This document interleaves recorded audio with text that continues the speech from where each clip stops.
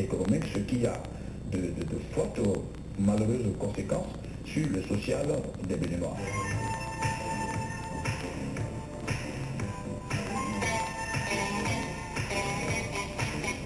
Concernant le problème de l'essence prélatée, qu'on appelle communément chez nous essence Bayon, qui a eu une décision du gouvernement, peut-être pas du chef de l'État, mais du gouvernement, qui a promis qu'en 2 semaines ou en quelques semaines, qu'ils allaient trouver une solution à ce phénomène de notre société. Ça n'a pas été fait. Ce que l'État ne peut pas faire, c'est ça. C'est ce rôle-là que les vendeurs d'essence prélatée et d'autres filières du secteur informel jouent dans notre pays. C'est une forme de soupape de sécurité à la paix, pour la paix sociale. C'est une forme de soupape de sécurité. Et je disais tout à l'heure que c'est le ministre du Commerce qui a pris la décision parce que je me souviens bien du chef de cette décision du chef de l'État, effectivement, quelques semaines après la décision du ministre du Commerce. Il était envoyé quand la décision a été prise. Et lors de son intervention, il a dit, le ministre voulait très bien faire. À peu près c'est ce qu'il avait dit, mais on verra sur cette décision-là. Il y a eu, après quelques jours, ils ont eu une remise en cause de la décision gouvernementale. C'est de l'improvisation, ou bien de la navigation à vue. Il y a eu des faits comme ça, et je pense qu'il y en a suffisamment. Il faut reconnaître que l'entourage du chef de l'État ne l'aide pas. Son entourage ne l'aide pas. Parce que moi, je serais dans cette écurie. Je n'ai pas dit que je vais dans cette écurie, parce qu'il y a beaucoup de candidats. Il y a trop d'appelés, mais il y aura peu d'élus. Mais je vous dis que je serai dans cette écurie. S'il commettait une première erreur, je ne laisserai pas commettre la seconde.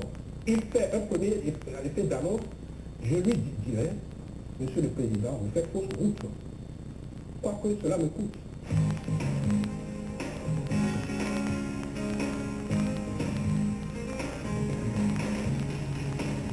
Le président Boniaï, quand il est arrivé, bon, certainement, peut-être animé d'une certaine volonté, il a annoncé sur tous les toits que eh bien, moi j'arrive, je dois tout faire pour qu'au niveau du secteur coton, que rien ne soit plus comme avant, et que la promesse ferme, c'est qu'il doit avoir au moins 650 000 tonnes de coton l'année passée, c'est-à-dire que la campagne cotonnière finissante.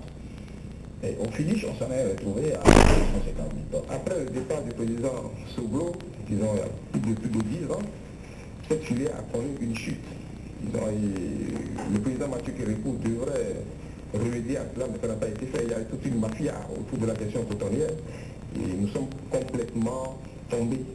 On est allé au plus bas.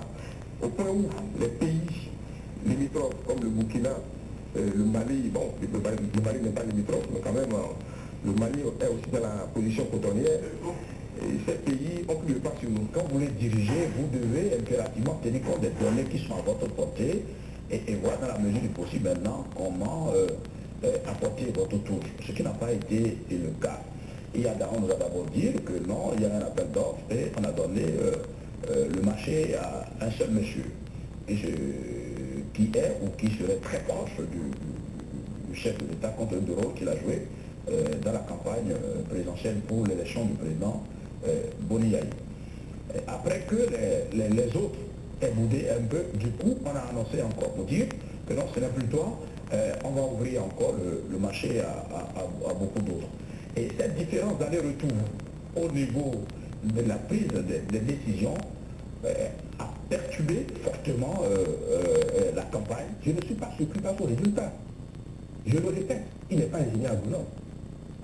Il n'est pas technicien de ces choses-là. Il faut une équipe pour aller étudier de près ce qui s'est passé, voir comment procéder avant de procéder à des annonces. Parce que les effets d'annonce finissent toujours par rattraper leurs auteurs. À l'arrivée du président Boniaï, il a dit c'est un défi à relever. Ce qui est noble, nous avons applaudi. Parce que c'est normal. Une bonne décision doit être applaudie. Donc, qu'a-t-on constaté? Il y a eu des milliards qui ont été engloutis dans ce projet. Des milliards. Si j'ai bonne mémoire, c'est allé à près de 29 milliards. On a dit, il faudrait qu'on investisse dans ce secteur pour pouvoir relever la position cotonnière.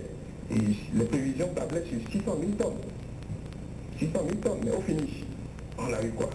On a eu de mémoire, je pense qu'on n'a pas eu plus de 300 350 000 tonnes au finish. Et s'il faut mettre si tant de sous pour arriver à ce résultat, je pense, est-ce que par hasard, ce n'est pas les répercussions de la navigation en vue ou bien de l'improvisation? Sur plusieurs points, le chef de l'État, il dit des choses avant de se référer au finish au niveau du ministère de l'Agriculture, ou alors il dit des choses que le ministre lui est obligé de venir corriger. Et il y a un ministre qui a fait les frais de cette campagne électorale, le ministre Dossoui. On a été obligé d'appeler à un autre pour le succéder au niveau des ministères. Mais voilà une autre campagne qui s'est ouverte, la campagne cotonnière 2007-2008. Mais là aussi, nous sommes déjà dans le baba. Il n'est pas évident que nous ayons les résultats attendus, parce que aussi à ce niveau, il y a eu des sérieux problèmes, comme vous a dit, que des intrants, c'est désormais la Sonapra qui doit pouvoir l'amener, que les opérateurs privés doivent rester de côté. Et au finish, aujourd'hui, on s'est rendu compte que non, la Sonapra, elle seule, elle n'a pas pu tenir son engagement. Il a été dit que la Sonapra, au plus tard, le 15 avril, doit pouvoir faire arriver au niveau du port de Cotonou l'ensemble des intrants nécessaires qu'il faut pour aider les producteurs dans le cadre de cette campagne cotonnière. Mais malheureusement, la Sonapar n'a pas pu respecter ses engagements. La Sonapar se va retrouver dans la possibilité de faire ce qu'on lui a demandé. Et aujourd'hui, en tourne en rond, on pense qu'il faut encore faire recours à ces opérateurs privés qui se seraient retrouvés dans une certaine difficulté avec leurs partenaires, puisqu'ils auraient déjà informé leurs partenaires qui n'ont pas eu l'appel d'offres, qui ne sont pas concernés dans le cadre de cette campagne cotonnière.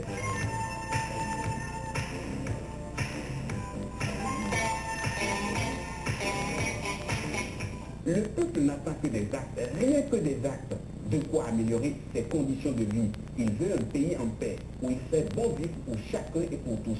Mais la paix passe aussi par un bon fonctionnement des institutions de l'État. C'est à partir de la HAC qu'on procède à la proposition de celui qui doit diriger l'ORTB. Et la HAC avait émis son avis et le président est passé outre.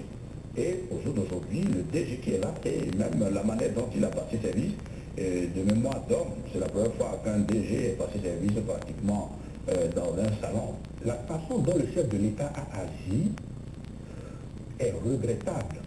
L'ORTB étant une structure publique, les fonctionnaires étant là, ils ont été obligés de suivre le pas. Et donc le monsieur, il est là, il dirige l'ORTB. La HAC a tort et le chef de l'État a mal agi.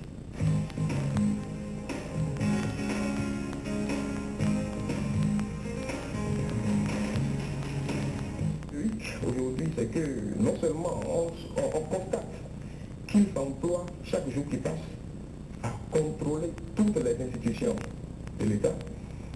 Vous avez dit, nous sommes dans un régime présidentiel, ce que j'ai dit tantôt, il a le gouvernement en main, il vient d'user de manœuvres que je n'ose pas qualifier pour avoir le Parlement en main, pour contrôler le bureau de l'Assemblée nationale.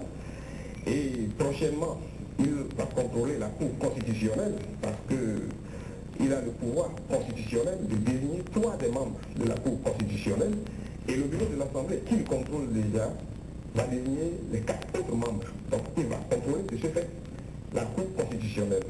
Il va désigner le président de la RAC, il va contrôler presque toutes les institutions, sinon toutes. Ce qui est certain, notre peuple ne ressemble pas au peuple dont on pense. Nous avons un peuple qui sait ce qu'il veut, qui sait où aller.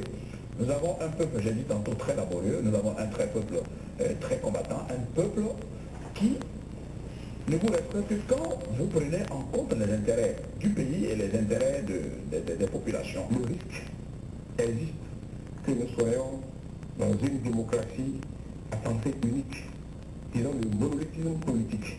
C'est un risque. Mais aujourd'hui, le peuple béninois est mature et le peuple aura son mot à dire.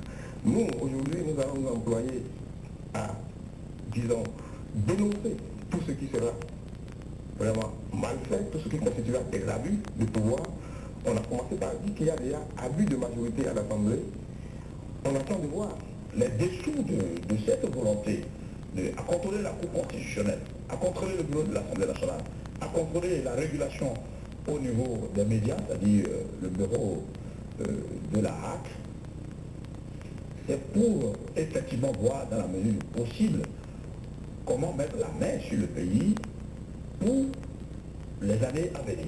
Maintenant qu'il a en main presque tous les pouvoirs, on verra ce qu'il va en faire. Mais le risque existe que nous assistions très prochainement à une dérive dictatoriale.